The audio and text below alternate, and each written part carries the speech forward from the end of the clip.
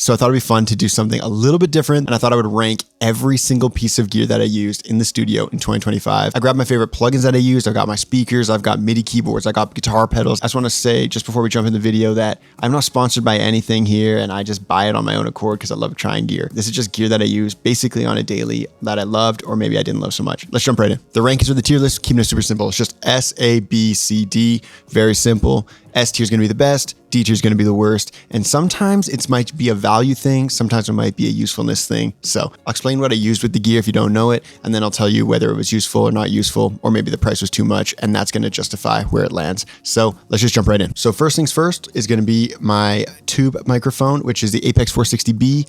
It sounds pretty spectacular. I love the brightness on it. I think I got it for like 260 bucks.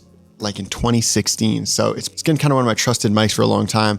I'm going to give it right to A tier for price and quality. It is a tube mic, so it's got some nice warmth and some nice tube stuff. I didn't know that I had that when I bought it, but it's really excellent. I like the top end on it. It can be a little bit noisy, and especially when you just turn it on, it's quite noisy for about 30 minutes. So it's kind of the trade-off that you know you're going to get when you get something like that. We're going to stick with mics, and I'm going to go 58, tried and trusty, excellent. I'm just going to put it in B tier probably. It's just a solid killer microphone, works with basically everything. It's like you get them for like $100 and they rip. The 57 I actually use a lot more than the 58, so I'm actually going to put the 57 possibly in front of the Apex 460B. I just use this guy on everything. I'm literally using it right now. It's just like a simple killer microphone that works with everything. If you gave me 5 SM57s and just said that's all you get for the rest of your life, I'd probably be pretty happy. So I don't really record vocals with it that often unless I'm doing like quick sample stuff.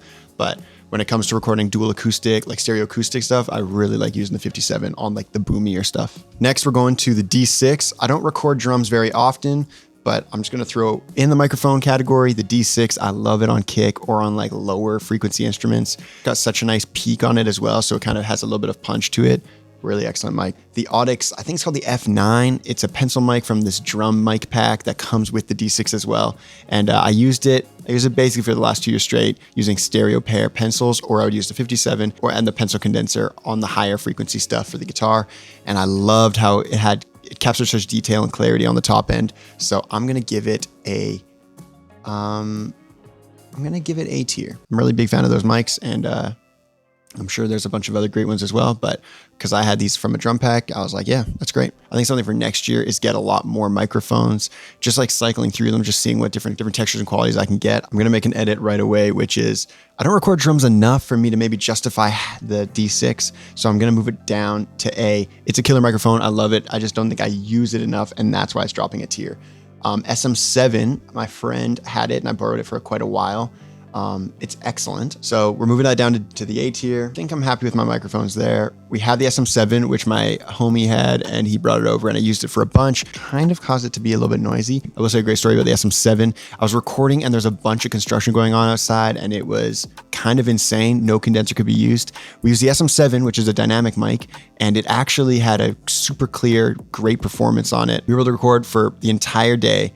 And we got no bleed, from the outside, and it was crazy loud. So bonus points for that. I think I'm going to put SM7, which is just a killer classic mic. Maybe if I had a cloud lifter, I think I would put on S tier. I didn't have the cloud lifter. I'm going to put it top of A. It's pretty dang. One more microphone. I use this on strings, and I got to tell you, these mics are actually crazy. So they're a clone of a C414, which is a killer microphone, but quite pricey. I think about $1,400, $1,500. I grabbed these guys, our stereo pair, I was borrowing them. They're some of the best microphones I've used on stereo pair instruments, recording cello, recording violin, recording vocals. I think that's quite delicate. Acoustic guitar, oh my gosh. The clarity, the top end, it's actually killer. I highly recommend the SE 44100s. They're actually insane. And that is my microphone collection complete that I've used for this year. All right, so let's jump into some plugins. The first thing I want to test with is the Puig Tech versus the Pole Tech from UAD. So both these are the exact same thing, emulated off of the Tube Tech EQP1A, I believe, which is like a tube equalizer. So it gives a lot of character, gives a lot of vibe. So the Puig Tech, I could never get to sound very good. I know some people love it. Personally, I'm gonna give it a C. But recently, while I'm mastering, I've been loving using the low end. Like, I know that the hardware unit does it like perfectly, but kind of playing with that a little bit, and I'm loving how it's sounding. And then I'm also loving just the quality feels a bit brighter, a bit shinier. I'm gonna give it for now a B, but I'm really liking it. So take that as you will. We're gonna go to the 1176 by UAD, which I'm just gonna go right to S tier. I've been loving this one. I know there's some other really amazing emulations. We're just kind of comparing UAD with Waves today. The 1176 on Waves is actually pretty dang good. I liked the bluey on it, but the black one, I'll give it a B. I wasn't mad at it. Yeah, for now we'll stick with B. LA2A, UAD, I'm super happy with. I know that some people won't be stoked on that. The 2A by Waves, the CLA 2A is pretty good too. I'm gonna go B. If I were to pick, I'm just picking the UAD stuff. I'm liking it way more. It feels like a little bit higher fidelity. I don't know if that's true or not, or if it's just my brain. Maybe I think the brand's a bit more elite because their stuff's quite expensive. I had a singer come in the other day. First, I had the CLA 2A on them, and I was like, it's fine, it's cool. Threw the UAD LA 2A on them, and all of a sudden their vocal was very thick and very warm, and I was like, that is exactly what I was looking for. It literally changed the vocal, changed the entire tracking session. So I was really happy, and that's why it's going to S tier for now. Pro MB, I was using it the other day on a mix and master, and oh man, using mid-side on this guy, you can literally just like draw out so much clarity and so much space for your main vocal. Sometimes it feels like a last-ditch attempt to bring out some quality or some space for your main vocal, but mid-side on the Pro MB is just a game changer. And I'm finding more and more stuff to use with a multi-band compressor than I ever thought I would, which is awesome. Let's jump to the C4, which is another multi-band. I love this on vocals. I'm gonna go top of B tier. It's pretty killer. You could probably do the same thing with the multi-band, and it probably just does a bit more, sounds a bit better. But for some reason, I like the C4 a lot. I use the Pensado vocal as the preset to start me up. I have noticed that there's a little bit of when I'm using the Pensado vocal, the mids get a little bit taken out. So some vocals kind of disappear in the mix if you use it, even though it's pushing up the high end and stuff. It's a sweet plugin and a lot cheaper than the FabFilter multi-band. So kind of a give or take there if you deem that worth investment. Omnisphere. My favorite plugin of all time, just goes to S tier. It's the best thing I use. I use it every day. I think I use that the most over everything, which is kind of insane. Analog Lab. I use this a ton in the first half of 2025. Second half of 2025, I used it minimally. I'm gonna go A tier. Sounds killer, but it's kind of weird to be playing it with microphones and plugins, but we're just gonna do that. Analog Labs in front of the Apex 460B. I've been really happy with it. I'm gonna throw it there. Let's go to Contact 8. Contact sample library is killer. I use it. It's kind of just like, oh, I need this random instrument or I need this random thing. Contact 8's gonna have it. Maybe not in front of Analog Labs though. I might put it there. It's in A tier though, for sure. Okay. Serum, love Serum. I'm putting it behind the 58. Hopefully this isn't like a super insane list so far. I mean, if it is, you can leave a comment. We got one more, Track Spacer. I liked Track Spacer, then I didn't like Track Spacer, and recently I've been using it on a couple mixes and it actually sounds insane. I'm throwing it up to A tier or S tier. I'm going S tier. It sounds unbelievable. Okay, let's get to some more gear stuff, some more physical objects. We're gonna go through some pedals. I've been using these as reamping effects to use for fun, textures with keys, with guitar, all that good stuff. Also using it for guitar when playing live. So some of these are more like live playing pedals. Some of them are just in the studio and some of them in both. So let's break it down. First, let's do some overdrive stuff. I like to use real overdrive pedals instead of digital drive pedals because I find that the digital ones they don't add the right tone or texture. It always feels a little bit brittle or a little bit digital. So let's jump into that. First things first, I'm gonna grab the Revival Drive Compact, which is a super expensive pedal. I loved it as an always on. It gave you like Marshall tones, but could also do Vox tones, AC tones, AC 30 tones. I'm gonna give it a B. It's kind of expensive maybe for like a guy who's not playing guitar every single day, but it's a really good, really versatile pedal. If you're only gonna have one pedal that can do a bunch of different tones, you do an amp simulation and you just need to add an IR, impulse response, or you can use it as just an overdrive, which is kind of awesome. And so we're gonna put it on top of B. I would probably buy it again, but I have sold it. Next one, we're gonna go for the Proco Rat, which if you're needing something just to be crazy distortion, it's a classic pedal. I'm gonna put it below the Revival Drive. It's a very specific, aggressive, gritty tone. If you need that tone, it's right there for you. But I don't really need like super aggressive gritty stuff very often, unless I have a video about me reamping a bass and I needed it to be right in your face, super aggressive, and the Rat saved my butt for that bass. You can check out that video in the corner. Let's keep going. All right, Jackson Audio Prism. I borrowed this from a friend. It's a really great, kind of does a bunch of different things, but it's mainly like a preamp always on to help set your tone and guitar up right. I've had a love-hate relationship with it over the last year. I'm going to put it in C. It's good. It's kind of pricey for, I think, what I wanted it to be. So keep going. Ventress is a really nice reverb pedal. It kind of sounds like some people call it like a big sky killer. If you're a guitar guy, you're going to know exactly what that means. If not, it's a reverb pedal that has dual algorithms. It's really nice to reamp with. I loved it. The only way to edit it is on the computer. You have to like plug it in, set it all up, or use your phone. Because of that feature, I'm going D. I found it super brutal to set up, and I found it was kind of finicky and sometimes didn't do what it was supposed to do. It's an amazing pedal. I'm sorry, Source Audio. For this, I just didn't like that. I had to go on my computer all the time to adjust it, and maybe I didn't jive with it, but it had some really nice tones in it. So there's also that. Let's go to the case study Aspen, which is kind of a classic church overdrive pedal. It sounds really good when you're driving it hard. I love this pedal. I'm throwing it into A. It's really fun. It has a really nice, clear, modern top end, which basically means you can get some really nice, aggressive driven stuff, and you can actually go all the way to fuzz. So it's quite versatile for some fun reamping craziness if you want to do that as well. This guy's really cool. It looks really pretty. It's called a Lorne Audio Mustang, and it's actually based off of the Neve preamp, so it can be really gritty. It can kind of do the same thing as the Aspen. It can get quite fuzzy, quite aggressive, but can also do like really just like a nice lift. Reason I sold it was honestly because I just wanted my board to be fully blacked out, and then I didn't do that in the end. And so this pedal was sold for that reason. And then maybe a little bit too fuzzy, a little bit too much character than what I was wanting.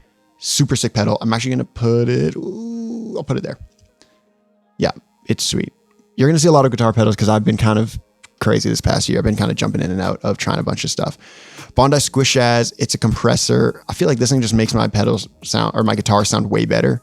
Because of that, it's going behind Serum for sure, and behind the Apex 460B, but a great purchase. I got it for a really nice price used.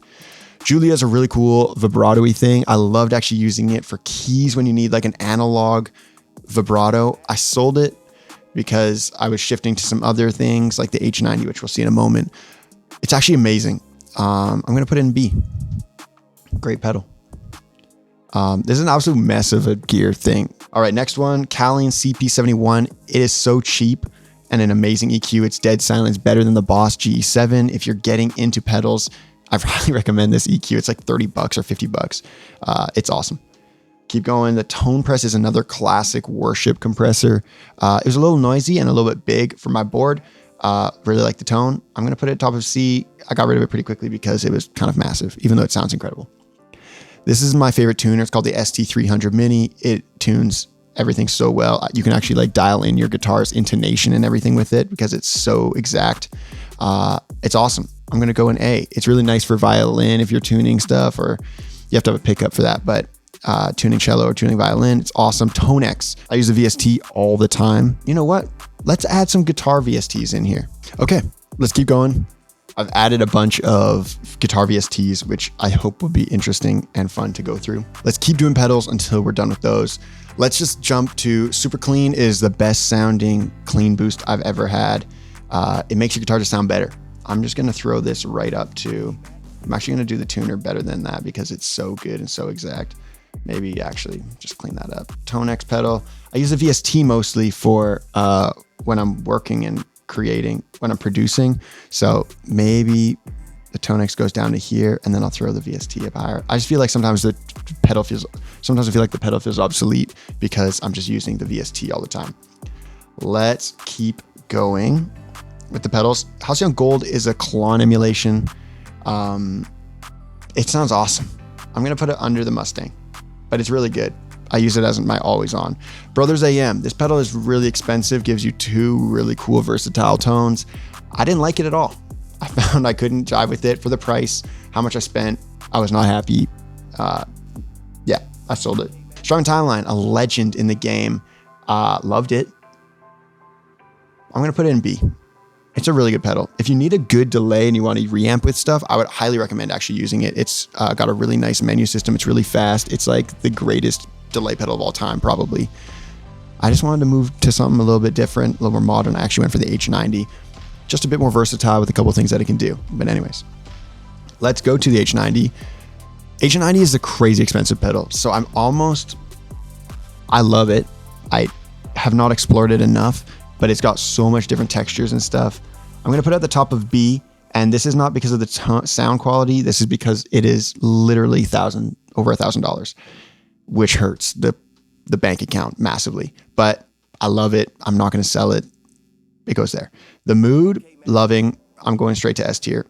I feel weird to put it above some of the things I use like nonstop every single day, but the mood is a really fun thing to use when you want to kind of throw some different stuff in, different textures. And I've got another pedal that's very similar called the Chroma Console, and this is going up to S tier, almost the top. This is one of the most inspiring things I've ever purchased. It's pretty expensive, but I highly recommend if you're looking for something to give you like lo-fi, vibey tones, and also just inspire you every single day when you reamp, that's gonna be the pedal to do it. It'll actually be the thing that inspires you every single day. Almost done with pedals. Thank you for bearing with me. I've gotten a lot recently. Microcosm, this thing's sick. I just got it. It's sitting on my desk right here. I'm going to put it in behind the H90. It sounds awesome. Super cool. Some people say that it's a little bit restricting in that it sounds like hologram effects doing their thing. So you're kind of like tapping into hologram effects' brain, which is great if you don't really know what you're doing. If you want more customization, maybe it's not as good. It's very similar to the mood. I like that the mood's a bit smaller. I also have a custom color mood, which is cool. It's the blackout one. I just rate the mood a bit more. For now, I've also explored it longer. So that's that. These are some power supplies for pedals. I'm just going to put these at S tier. They're great. Both the Zuma and the Oh-Hi. Those are the only ones I've used. They don't have any issues. I've used a ton of pedals with them. Mercury X. This thing is like my reverb secret weapon.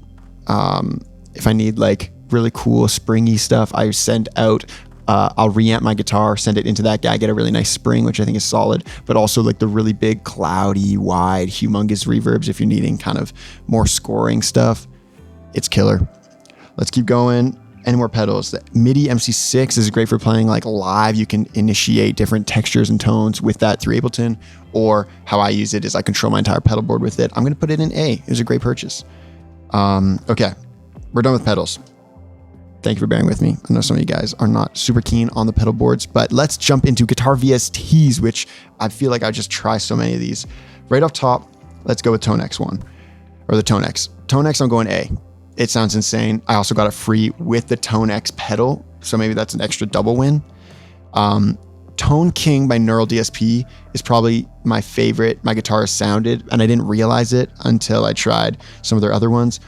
Oh, actually, Corey Wong over that guy. I don't know if I can actually say they're that high. I'm going to go B tier for Tone King, and I'm going to put it actually well under here. I got a little ahead of myself. Yeah, I was talking the Corey Wong one, which I think sounds nuts. Actually so good. Tim Henson, I'm going down here, and that's probably pretty crazy. Loved the reverb that it had. I found it was a little noisy. And when you have a lot of EMI issues, which I do at my studio, it just bothered me, to be honest. And so I didn't use it at all, basically. Helix Native, don't like their amp tones, don't like their distortion pedals, any of that stuff, but I do like their reverbs and delays, especially when you're going direct in and using some delays on this guy. I'm going to give it, I'm going to go really quickly back to pedals, which is the Classic Junior, which is the pedal board that I use. And I'm just going to give it A. It's solid. It's little, it fits on my desk if I want to have it on my desk. It fits on this little cushiony thing I have down here. Looks great, feels great, not too huge. Try not to get a massive board if you're a producer because you don't need one. Okay, let's keep going. Let's get to some more fun stuff. All right, we got instruments. I'm very excited about it. Let's jump in. First things first, let's do mandolin. Very niche, sounds very specific. If you're making folk, probably would be S tier.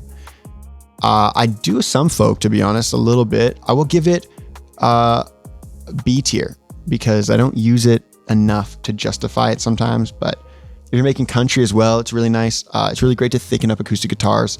I think it's awesome. Sounds amazing, but maybe don't use it enough to be super justified. Gita Laley, this thing sounds nuts with R&B.